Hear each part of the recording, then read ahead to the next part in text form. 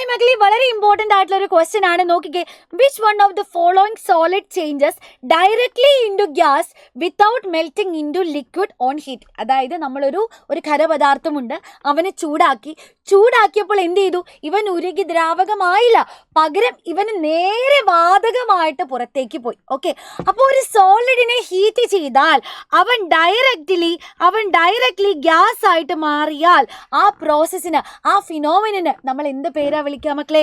Sublimation. വളരെ important ആണ്. Sublimation അല്ലെങ്കിൽ ഉത്പതനം എന്ന് നമ്മൾ പറയും. അപ്പോൾ ഉത്പതനം കാണിക്കുന്ന ആരെയൊക്കെ നിങ്ങൾക്കറിയാം? ഇതിൽ നോക്കിക്കേ, ഉപ്പിന് ഉൽപ്പദനം കാണിക്കോ? സബ്ലിമേഷൻ കാണിക്കോ? ഇല്ല. ഷുഗർ കാണിക്കോ? ഇല്ല.